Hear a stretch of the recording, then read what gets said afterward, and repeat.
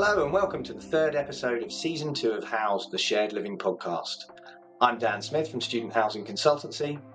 I'm Sarah Canning from the Property Marketing Strategists. And I'm Deenie Lee from the Property Marketing Strategists. Now we have a very exciting announcement. We have a new sponsor for the rest of the series, so let's hear from them now. Housed, the Shared Living podcast, is sponsored by mystudenthalls.com, student accommodation search.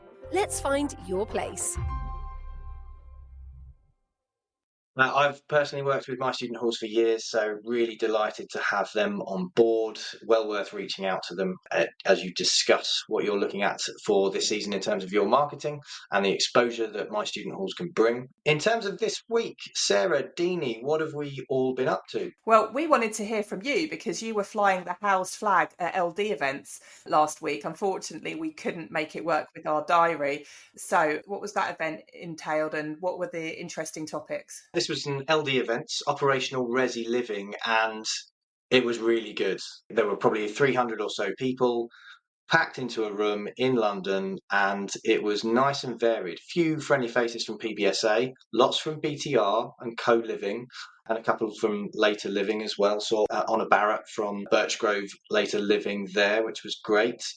It was just a really good overview of where things are at with regards to operational residential living. So, there was a session on PBSA, and that was done by Knight Frank. So that was pretty interesting in terms of what the challenges are, but primarily, obviously, it was painting a positive picture of the investment and development landscape and talking about how there are still plenty of opportunities out there, the European markets as well, that people are starting to turn their attention more to what's happening in Europe. Katie didn't shy away from some of the challenges in terms of the cities that may have overcooked rents or may see faltering demand in amongst heightened supply, which was good. I hate it when you go to these events and you just see sales agents saying, "Yeah, buy and build wherever the hell you want. This is a great time to do it," because there are some challenges out there, and it's time to do as much due diligence as you possibly can. And I know that sounds really obvious, but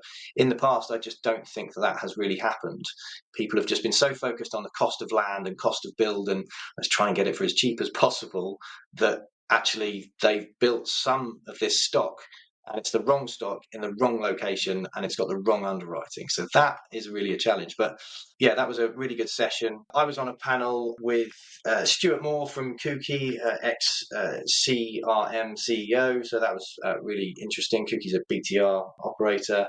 Catherine Rose from Verve Life and Tracy Hartley from Compass Rock. And we were again talking about BTR and how important that is now to students across the UK. And I think it was a really good opportunity to kind of blow the doors off of the secret, I suppose, that a lot of international students are choosing BTR. We've spoken about this on the podcast. I posted a lot about this on LinkedIn, and it seemed a bit controversial at the time, but this panel, they were very open. Catherine, Stuart and Tracy were very open about the fact that anything up to sort of 28% of their cohort are actually students, and primarily Chinese students. So that's something that we need to be really mindful of, the fact that students are definitely choosing BTR for good reason. The last episode covers that in full, so do feel free to go and have a listen to that.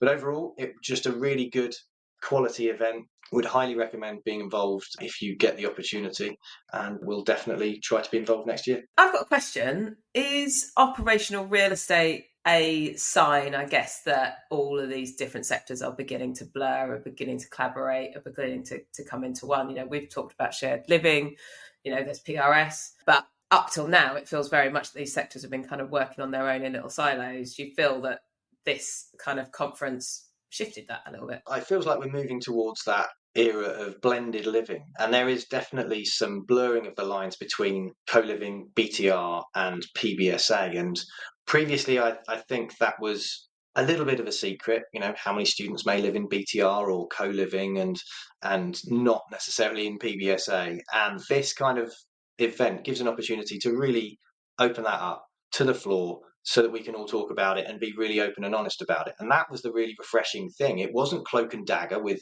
BTR and co-living operators hiding the amount of students they were. They were very open about it, because I don't necessarily see it as a problem apart from for the PBSA sector, because the students will be getting what they want from BTR and co-living. And I think looking at PBSA, it is a bit of an issue because you can't put young professionals into a PBSA. You just don't have the planning permission. Therefore, BTR and co-living can take pretty much anyone they want. And that means that it's a really good opportunity for them to bolster their occupancy.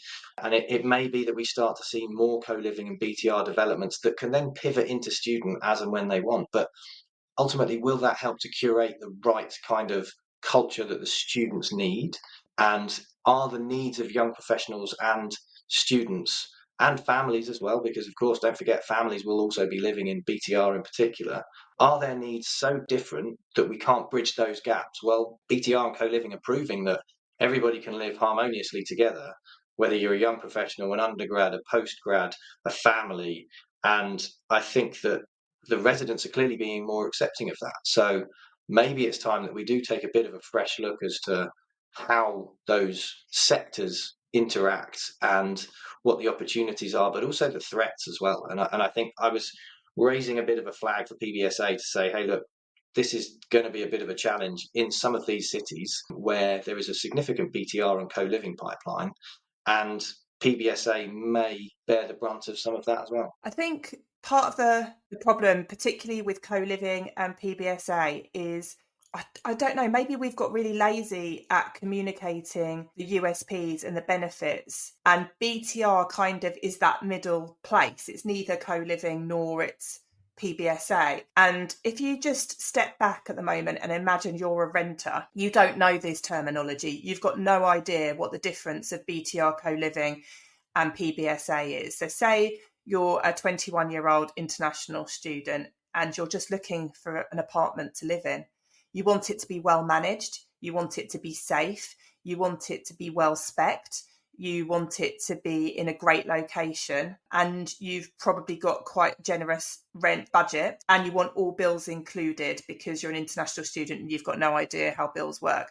I don't think that if you were walking down a residential area or a city centre in, say, Southampton or Nottingham or Leeds, I don't think you would have any idea that the building that you're going in to have a viewing is PBSA, co-living or BTR. And I don't think you care, because the services are the same, the facilities are the same. And unless as PBSA, we think we maybe need to rewind the clock. I've worked in this sector for a million years because I'm an old dinosaur. And when the sector started as a new asset class, we had to, and also I've been part of teams that have developed PBSA as a brand new sector across Europe. And you have to go back to the beginning and communicate so clearly what the hell this PBSA thing is. And maybe the sector has got lazy and just assumed that all students know that if it's got the word student above it. And don't forget, some of these brands don't have the word student above the door either. So that adds an extra layer of complexity. But, you know, residents don't care. They're just looking for somewhere to live. And unless you're really shouting about why co-living might be a better experience than any other rental product, or whether PBSA is a better living experience if you're a student, then why would an international student specifically look for PBSA or co-living? I don't think they would. I think they're sector agnostic. I think that international students in particular, they are very focused on the amenities, on the room size, which is where I think BTR is stealing a march on co-living and PBSA, and of course location and price, as it always will be. And I think that you walk along, you know, Leeds and Nottingham, great example, or anywhere that there's a concentration of PBSA and also now BTR or co-living, and yeah, it would be quite confusing. And I think that, you know, Unite Students does what it says on the tin. You know what you're getting. But there are so many other brands out there now where you can't actually tell, is this student accommodation or is this BTR? What is actually BTR? Because that's a whole different thing. And that was covered on the Operational Resi Living Conference. What terminology do we use? How do we describe BTR so that it doesn't sound like it's B2B? You know, how can we actually talk to the residents about what they're actually living in? And co-living has a bit of an easier job of that, but still, I don't think we've completely nailed that either. So, yeah, there are definitely some complexities for the sector. I worry that we're doing the same that we did in PBSA, where we had massive growth in the sector. There was loads of development, but they were all going after the same customer. So there's no segmentation. There's no, I'm building a product that's going to fit this part of the market. And I worry that we're building this shared living or operational living sector and not really trying to bridge the gaps of all those different customers there are and finding little niches for those people that need it. I read the Knight Frank co-living research that came out recently. And whilst it kind of says that co-living is being more affordable, it's not really that much more affordable than BTR or PBSA. They're all kind of around the same price points. So actually, you're all trying to go after the same customer, and that customer's finite. So what are we doing? We need to really be a bit more strategic about who it is we're building for, what those customers want, and make sure we're covering off all sides of the market, not just one. We're in real danger of ending up with this homogenous shared living sector, which is focused on just the same product with a massive value gap in the middle that we see in PBSA, where people are paying what they feel is too much for not enough service or amenities or quality of room, etc. We are in real danger of that happening across BTR, co-living and PBSA. And I think PBSA, being the more mature sector, has seen some of that homogenization. I just think that there is a real danger of that happening across all of these sectors if the local councils and the planning authorities don't step in. Now, I don't like the thought of more regulation. I really don't, especially as BTR and co-living. I don't think that you should be mandating that you have a cap of students, because I think that students and general residents should live wherever the hell they want. And it's entirely up to them how they make that decision. But we are in danger of creating standard stock that is not fit for purpose, and it just becoming this homogenous shared living sector. If you flip it the other way, so you're looking at the operation staff that are in these buildings, and we have talked about it before in relation to competitor analysis, is that the commercial awareness of a lot of people working in these properties isn't there, and that's not their fault, but they're very much focused on who their PBSA competitors are. And we've said this before in the podcast, but they really need to be educated on the whole rental living sector. Students are living in lots of different places and they're all your competitors. We go talk about BTR this and co-living that and HMO this, but does your CSA on the front desk that's doing the tours and answering the phone know what these are?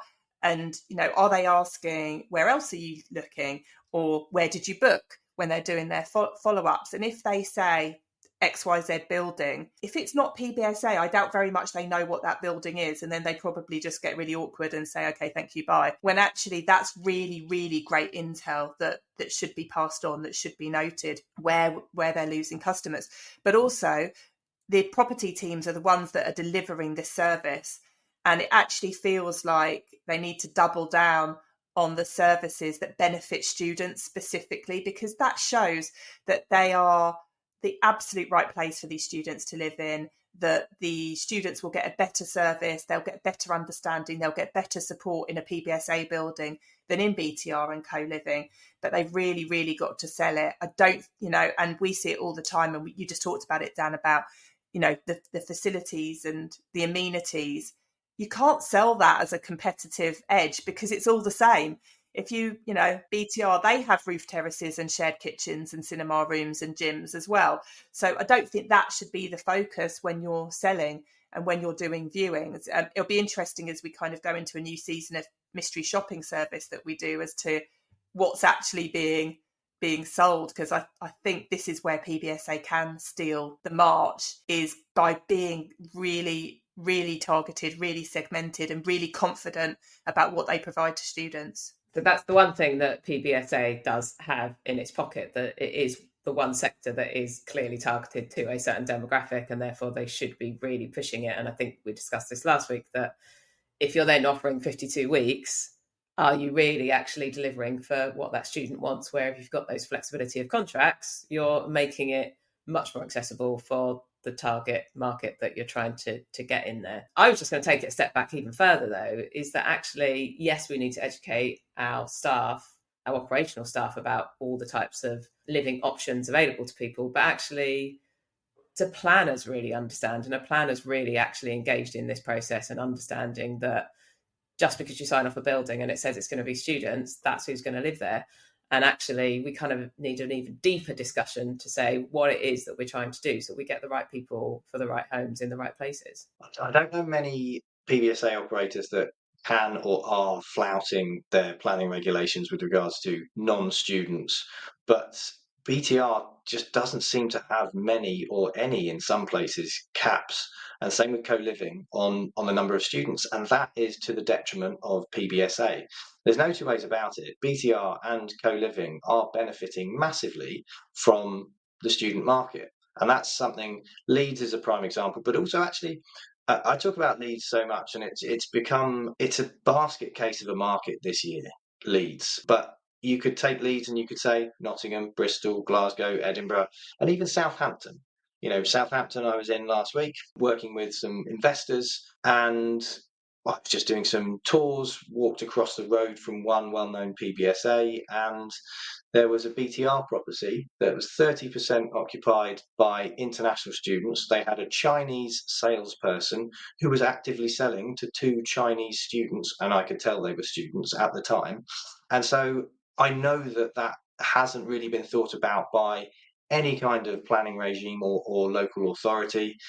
And I think it's more just, okay, build it and they will come, and that will be residents, that will be students. But then I just think that PBSA is at such a disadvantage in that situation that there will probably be more lobbying from the PBSA sector to say, listen, you have to control this. You have to control the amount of students that live in BTR or co-living, because otherwise PBSA will die a death and we'll all have to change our planning to make it more available to any resident, no matter if they're students or not. The operators and developers that I've spoken to have self-imposed limits rather than planning limits. So they've decided that they don't want more than 20 or 30% students in their building to try and keep the dynamic mixed and blended and keep, the right. I guess they also want to manage the contract ends as well. They don't want a mass exodus all at the same time, which I think is great if they're putting that on. But you can imagine if they've got voids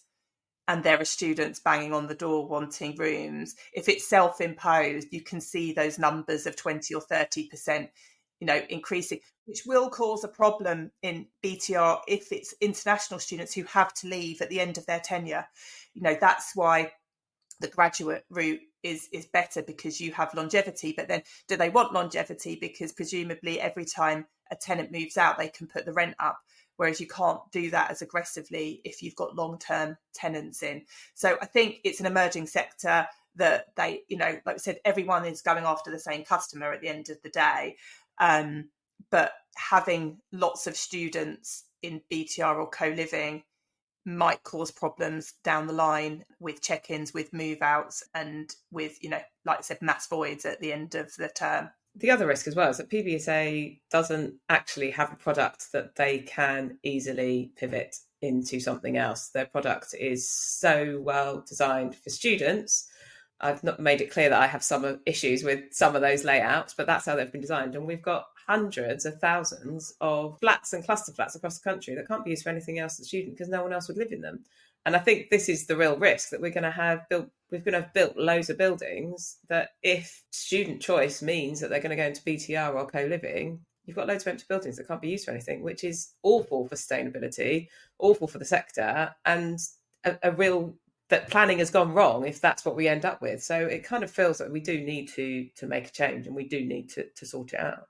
But if we reflect, Deenie, on the research that we've done over the past 2 years with 4,500 students, both domestic and international, who have consistently told us they want to live in 3 and 4 bedroom flats, and consistently tell us that they want to live in a residential style apartment around a living kitchen space, not down corridors, We're still not seeing any of that coming down, and we're still being told that it can't be done for fire safety, but they're doing it in BTR, and that's where students are choosing to live. So unless there's a workaround, unless PBSA can look at different fire regulations, different planning permissions to change the layout. And you can also have 3 and 4 bedroom flats in a corridor layout, but people generally don't. They go for 6 to 8 to 10 bed flats, and students don't want to live in them. They can go to co-living and live in a studio flat within kind of a cluster flat environment, but have their own kitchen. They can go to BTR and live in a 3 bedroom flat. And like you said, Deenie, those models are really much more sustainable because a family can live there, a small group of sharers can live there. Like, it's very, very, very difficult to fill a 6 or an 8 or a 10 bedroom flat who aren't students, because they just don't want to live in that environment. The difficulty is that the solution to this problem, where there seems to be cannibalization of PBSA by BTR, or you could say that they're poaching students, and I don't conform to that. I don't think that it's poaching. I think that BTR is relevant and appealing to students for very good reason, for space, price, location, amenities, service, etc., tenancy lengths, contracts. There's numerous different reasons for it. PBSA has to learn from that, but BTR, those self-imposed caps, they do go out the window. I've seen it happen, and I've heard it happen, and I've got clients in BTR as well. So I know that those caps go out the window. If you're under-occupied, you're going to take a student. You're going to push that cap beyond, and there's up to 70%. 70% was the highest amount of students that I heard in a BTR property, which is quite a significant amount. We have to think long and hard about what this means for the PBSA sector in particular, but long term for the sustainability of BTR, because BTR is proving itself. It has to make sure that it can stand on its own 2 feet, not necessarily without students, but just not ultimately relying on students in the majority. So someone like Granger has a 10% cap. They're one of the biggest BTR operators. That's great. But you look at Leeds, that would still be a significant proportion of students that we were expecting to live in PBSA, and the planners were expecting to live in PBSA, but they're actually living in BTR. So the only way that I can think of that you can either control this or get the right stock in each location so that PBSA can be, nicely occupied and BTR can be too, I think, is to mandate those caps through planning. That goes against everything that I think in terms of, the market should be shaking themselves out a bit. But Leeds is a prime example of where that hasn't happened. And the amount of BTR, your pipeline of 10,000 BTR and 10,000 PBSA, if 30% even of those students choose BTR over PBSA, that's 3,000 students that the planners and the PBSA investors and developers were expecting to live in PBSA that will actually live in BTR. I actually think the percentage would end up being quite a bit higher. So we have to make sure that we're not building half-empty buildings. And Leeds is virtually ground zero this year, but it will be various other cities too. We have to be really careful of it. And I think we have done enough, in terms of communicating that this is a problem, that no one's factoring in BTR into feasibility studies. So hopefully that is now starting to take effect a bit. I think it's why the sector just always feels too slow to act, and I get quite frustrated. Sarah and I released our first research 2 years ago now, so we've been saying, what Sarah's just laid out, that students want to live in smaller cluster flats, they want to live around a social area, but we're still seeing the same things come out of the ground in PBSA, and it's just frustrating because it doesn't have the flexibility, like I said, to switch and pivot when market changes. And it just feels like every time it's slow, and let's not wait another 2 years, I guess, to really kind of look at this. And I know it's difficult, and I know it's challenging, and I know it's hard to build, and we've got the Building Safety Act, and we've got changing fire regulations, but it's a challenge. But I'm sure we can solve the challenge through innovative ways to build things. But I think the alternative, because we keep getting told we can't do that, we can't afford it, it doesn't stack up, don't build it then. I just think that there's no point building a product that nobody wants that's going to lay empty, because it won't stack up anyway. But then no one gets paid. That's the trouble. But why should they get paid on empty buildings? And if the building's empty, it's because the price or the design wasn't right. I think, all PBSA operators know how to operate buildings, and the vast, vast majority are providing an excellent service. So it's not that's not the issue if your building's not full. It's usually because the price or the design isn't right. And if we've got, we're talking thousands of students here choosing a different product, and as I said, is it marketing? Is it the product? Is it the price? It's probably all of those. And all of those things are within the sector's gift to change, to make it more relatable and to make it more appealing for students. So like Deenie said, I think, we have the data. There's no question of people going, oh, I don't know what students want. We know what students want. Not only do we have the evidence, but the students are doing it with their feet. They're literally voting with their feet. So we do know what they want. And yeah, we would like to see change. We're presenting at the Urban Living Festival all about Gen Alpha. And we keep talking about it. Like, let's just forget Gen Z. Everything that's going to impact Gen Z is already in planning. It's already out of the ground. You've got to look to 2030, which is going to be Gen Alpha. And that's a completely different kettle of fish. I saw, and we've talked about it before, I saw a post on LinkedIn this morning about the rise of neurodivergent students, neurodivergent people. So how is the design changing for people that have different additional needs? I think, people have always been neurodivergent, but now people have diagnosis and they have coping mechanisms. But actually, if a lot of our population of students are going to be neurodivergent, then wouldn't that be an amazing USP that we're designing buildings to really, really support mental and physical and emotional well-being? And, maybe that becomes the PBSA thing. So let's move on quickly to property teams. Obviously, right now they're in the thick of it with check-in weekends, and they seem to be phased across more time. I know that there's one happening this weekend in Leicester, and people have been going through check-in weekends since early September this year. But it's a really difficult time. That is a difficult time for every property team to turn around those buildings, to do the maintenance and do the cleaning, and I've had my fair share of cleaning horror stories during that 1 week period for the 51 weekers. But it is a really challenging time to make sure that your staff are looked after. So is this something that, we need to be focusing on more, the well-being of our residents and primarily our employees at this time? Are the site teams being well enough looked after, or are we going to be seeing more burnout around this time? I think it's something to really consider. And, it was even like it when I was doing check-ins, is that sometimes you gear up for a massive check-in and actually it's not as big as you think. And a lot of international students particularly drift in. I think we have to acknowledge that a lot of PBSA contracts actually start way too early as well. So, we've seen contracts that start 2-3 weeks before Freshers Week. And we've talked about it again, most of PBSA are not targeting freshers. They're targeting years 2 and 3 who don't really care about freshers necessarily. So they'll probably come a week later when their teaching starts. So you might gear all of your resource up for one massive check-in weekend that's 3 weeks before freshers.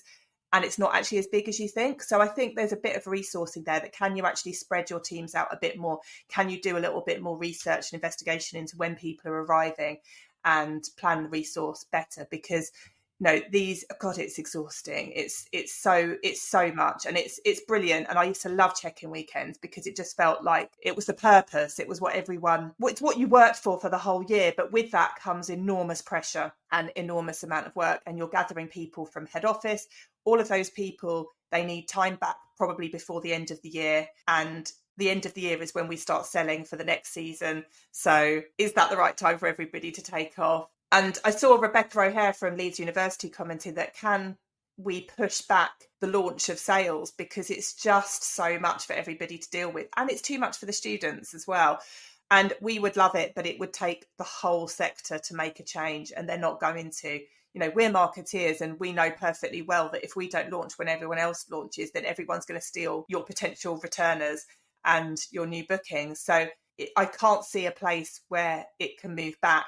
But I think that the check-in and the welcome could maybe be managed differently so that people still have a little bit left in their tank when it comes to launching sales? Yeah, you've got to phase it. I love seeing the people from HQ, your sales directors and things, going and doing their check-in weekend and rolling up their sleeves. I used to really enjoy doing that, as you did, Sarah. Even the chiseling the freezers and things like that, or dealing with any issues from the cleaning. I think more people are going to launch earlier this year. So I would have thought that a lot more operators will launch rebooking rates sort of 1st of October and then maybe go out to market 2 weeks or a week later. I think that is because this year has been so turbulent in most markets that everybody's a bit spooked about whether they need to be attracting the domestic market. So I think that will have an impact on pricing, first and foremost. And I think it will have an impact on when people are releasing their rates too. So there's not going to be a break. Like, there really won't be. You'll be straight into rebooking campaigns. You're trying to set your prices now and loading those up onto the system. And that is going to have a detrimental effect on those property teams in particular, because they're really the front and center of all of the rebooking campaigns, but on everyone in general. Like, there's just no break now, whereas there previously used to be a bit of a break post check-in to kind of collect your thoughts and start preparing for the next year. Do you think everyone will go early with rates though? It feels to me there's going to be some trepidation and people are going to wait for the big guys to go, see where they're at, and then see whether they've got it right or not. The big guys will go early, and by the big guys, I'm talking Unite and Homes for Students. They were the first to go last year. I will do the rates tracker again as long as I've got time. We are swamped at the moment, but I'll do as much as I can on that so that we can see who's launching rates and when. But I would expect Homes for Students and Unite to be going out relatively early, sort of, early to mid-October, and everyone else kind of following suit. We had like True Student and Grayson's and a couple of others go really early with their rates, and that just showed confidence that they were, confident in the product. They'd spoken to the universities and they felt like the demand would be strong. And then you have some people who just wait and wait and wait. And don't get me wrong, there were some people that switched systems and had to wait because they couldn't launch any beds for a couple of months. But I think most people will launch by the 1st of November. I would have thought everyone would be out, and I think there'll be some who launch from the 1st of October, and that's to rebookers. I just think you can't miss the domestic market this year. It's been so difficult with internationals, and the signs don't look great for international students for next year for a lot of different locations and a lot of different reasons, that I think that if you miss that domestic market, which starts in October, then that could really cost you later on when we've seen that clearing isn't the boost that most people were hoping. So yeah, that's my thoughts on when pricing should be going out. Okay, I think that just about wraps it up. Thank you very much for listening, and thanks once again to our sponsor, My Student Halls. We want to make sure that we are able to promote and that we're working with like-minded partners, and My Student Halls is certainly one of those. So do reach out to the team there when you're setting up your marketing budgets for next year. We'll be back next week for some more news and insight from the shared living sectors. So in the meantime, please subscribe and share. Thanks for listening.